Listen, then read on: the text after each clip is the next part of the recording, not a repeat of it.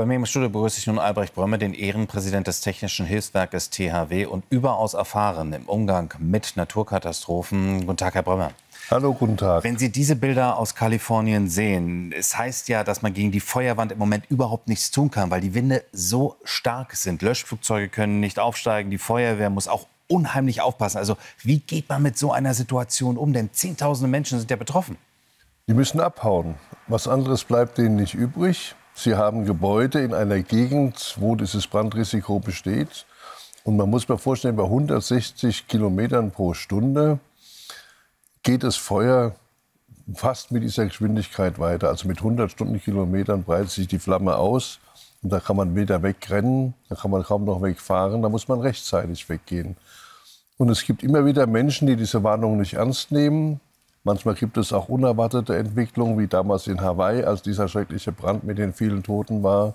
Aber gerade Paradise haben wir noch in Erinnerung, da hat es schon mal gebrannt. Ja. Ich bin eigentlich erstaunt, dass nach 2, 3 Jahren schon wieder so viel brennbares Material nachgewachsen ist. Ja, vor 2 Jahren war ich in den Vereinigten Staaten, war ich auch direkt in Los Angeles in der Region. Da hat man gesehen, man hat viele Schneisen bereits in den Boden gelegt, aber dennoch, man hat, glaube ich, nicht genug getan, um tatsächlich diese Brände zu verhindern. Man weiß es ja, die Santa-Ana-Winde, die heizen ja immer wieder die Flammen an. Bei dieser Gewalt von Feuern, das ist wirklich eine Naturgewalt, da nützt auch eine Schneise mit 50 oder mit 100 Metern Breite, wo gar nichts wäre, gar nichts, das Feuer springt drüber.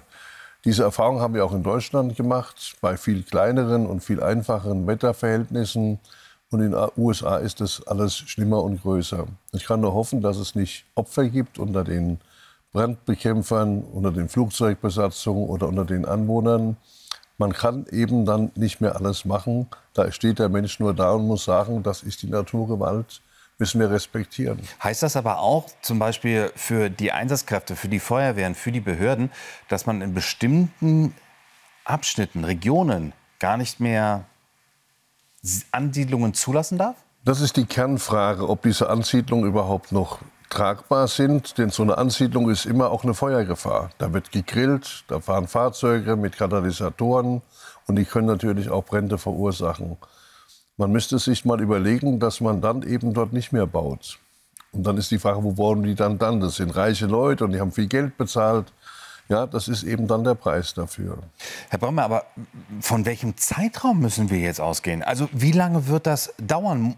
Kann man jetzt einfach nur noch abwarten oder kann man nur noch in den Himmel beten, bitte lass es regnen? Lass es regnen. Solange wie es so heiß ist, solange wie der Wind ist, wird es weiter brennen und der Brand wird sich weiter ausweiten. Es gibt immer noch genug brennbares Material. Das ist keine Kapitulation der Einsatzkräfte. Das ist eine Resignation, könnte man das sagen. Und es ist eine kluge Handlung, wenn man sagt, wir können hier nichts machen, es ist zu gefährlich. Gibt es denn auch Anfragen aus Kalifornien für internationale Hilfe? Also ich meine, die Amerikaner sind sehr stolz. Das passiert nur sehr, sehr selten. Ich kann mich gut daran erinnern, wir beide noch damals, das Technische Hilfswerk, nach dem vernichtenden Hurricane Katrina in Louisiana, da ist das THW zum ersten Mal um Unterstützung gebeten worden. Gibt es da irgendwelche Kontakte oder sagen die Amerikaner, das kriegen wir auch alleine hin, weil wir dann doch so viele Kapazitäten in den USA haben? Es gibt zwischen Deutschland, auch zwischen THW und der FEMA, der Federal Emergency Management Authority in den USA, gibt es Kontakte. Aber in diesem Fall wäre eine Anforderung von Hilfe sinnvoll, weil die amerikanischen Leute ja auch nicht eingesetzt werden können.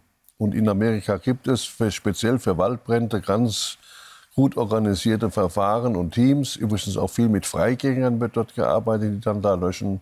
Freigänger aus Gefängnissen, muss man dazu sagen, ja. Es ist in Amerika ein etabliertes Verfahren. Wir können uns das nicht vorstellen. Aber in dem Fall ist es eine kluge Entscheidung, eine weise Entscheidung zu sagen, wir stehen hier vor der Ohnmacht der Naturgewalt. Albrecht Brömme, der Ehrenpräsident des Technischen Hilfswerkes, sehr erfahren im Umgang mit Naturkatastrophen. Ich danke Ihnen für Ihre Expertise und das Gespräch. Bitte sehr.